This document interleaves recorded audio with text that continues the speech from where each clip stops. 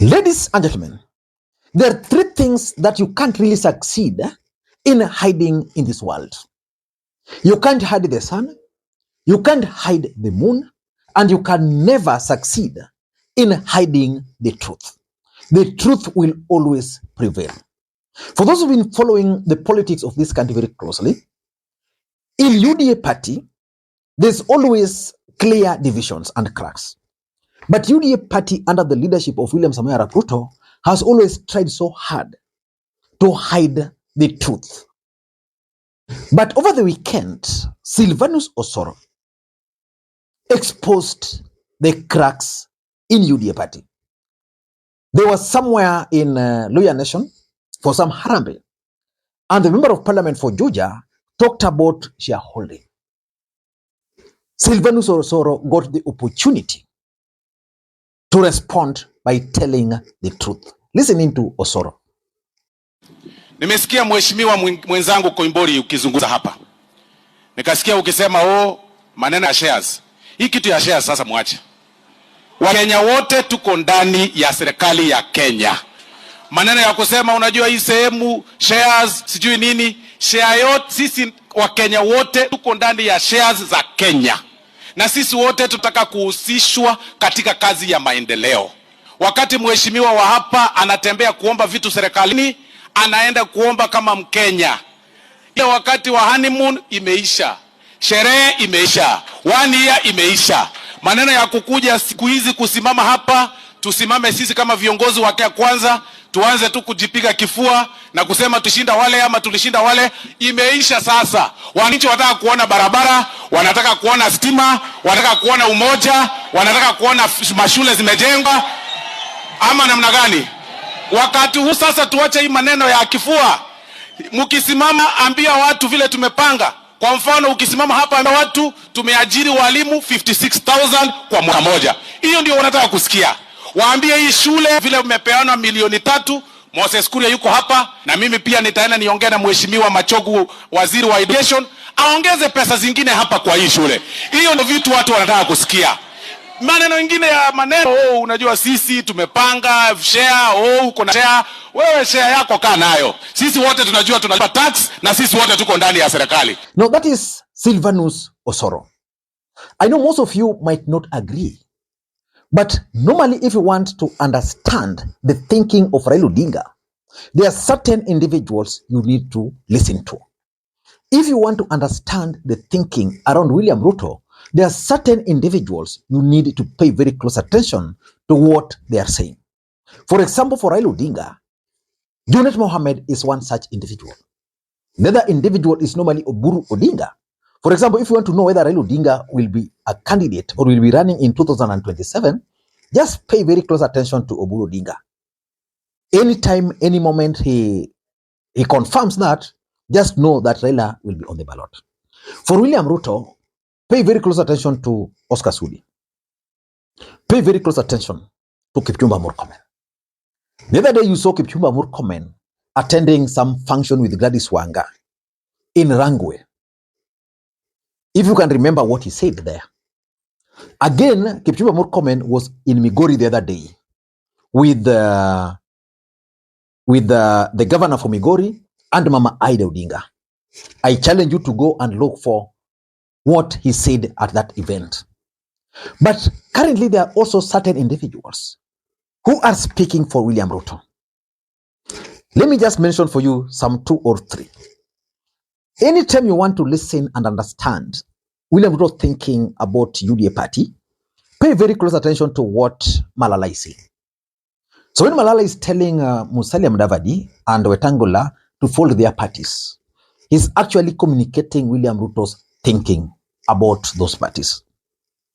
There is this gentleman called Silvanus Osoro. Most people don't know. He's a very close associate of William Ruto. So the statement which he said yesterday was not really directed to that particular member of parliament. It was directed to none other than Rigathi Gachagua. Because Rigathi Gachagua is the owner of the shareholding.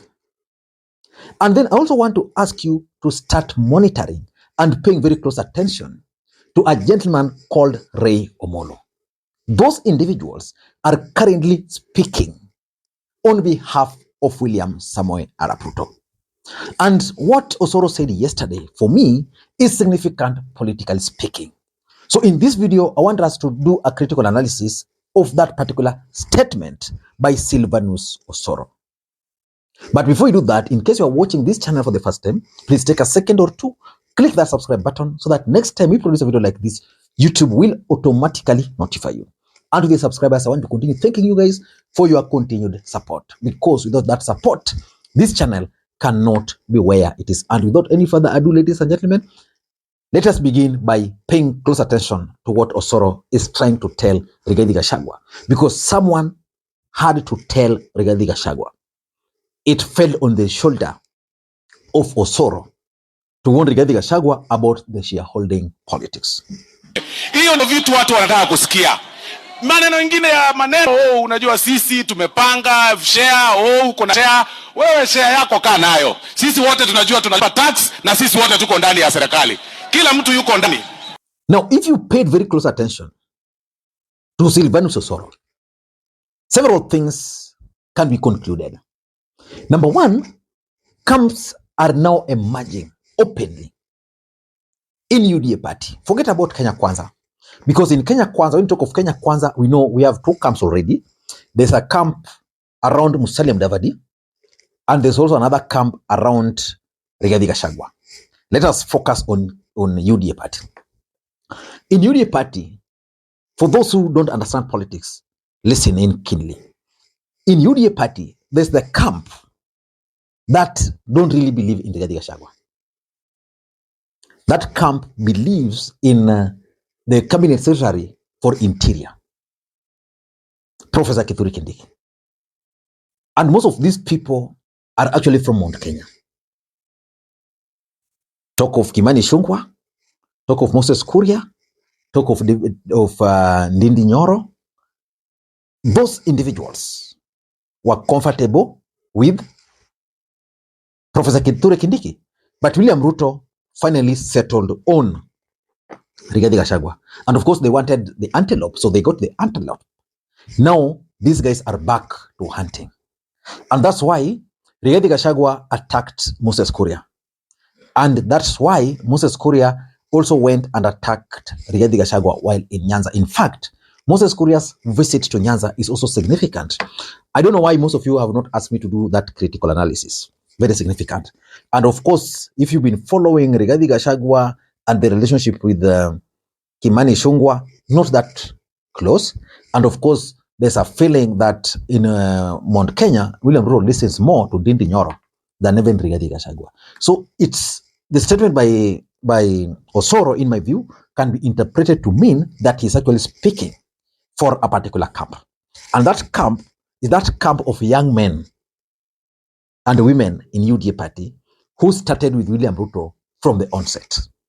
The camp of Ndindi Nyoro, the camp of Kimani Ichung'wah, the camp of Owen Baya, the camp of Aisha Jomwa, the camp of Jicho Pevu, the camp of that group William Ruto used to work with around.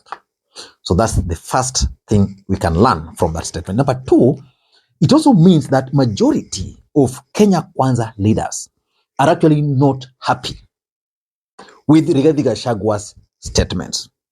You know, the truth is, Rigathi Gachagua is referred to as truthful man.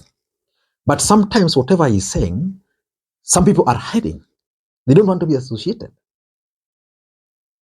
Otherwise, there is no reason why Silvanus Osoro would attack the shareholding the way he did. If there's a group which is not, if there is no group that is not satisfied with Rigathi Gachagua, actually that statement of shareholding is actually pissing off majority of leaders in Kenya Kwanza, and someone had to speak. I am sure and certain that probably we'll be hearing less of that talk of shareholding. Because, you know, Osoro told this guy that, you know, Kenyans want now to be told what you are doing for them. It's 1 year down.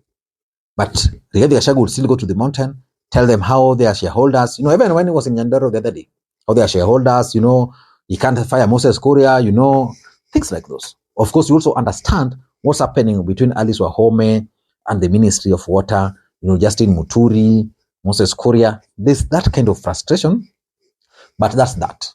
Number three, the third thing I'm getting here is that in Kenya Kwanza, there's a group that feels that there's a kind of entitlement by the leaders from the mountain as far as Kenya Kwanza is concerned, or as far as UDA party is concerned.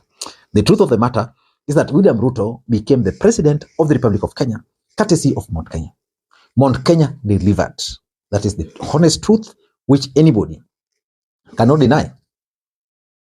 But the other truth is that without other support, for example, from people like Silvanus Osoro, from people like Gichopevu, who raised the votes in coastal region, people like Hassan Omar, this would not have been possible. But the mountain feels that they own this government. So if the mountain are claiming to be the major shareholder and the Kalenjin, where do you place Osoro? Where do you place people like Didmas Barasa? Can that explain why people like Didmas Barasa are no longer following William Ruto the way they used to do? Food for thought. So there's that kind of entitlement amongst the leaders from the mountain.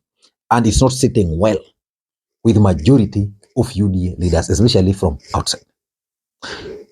Again, I also tend to think that it could also be the 2027 political realignment. If you've been studying William Ruto is keen on retaining his presidency.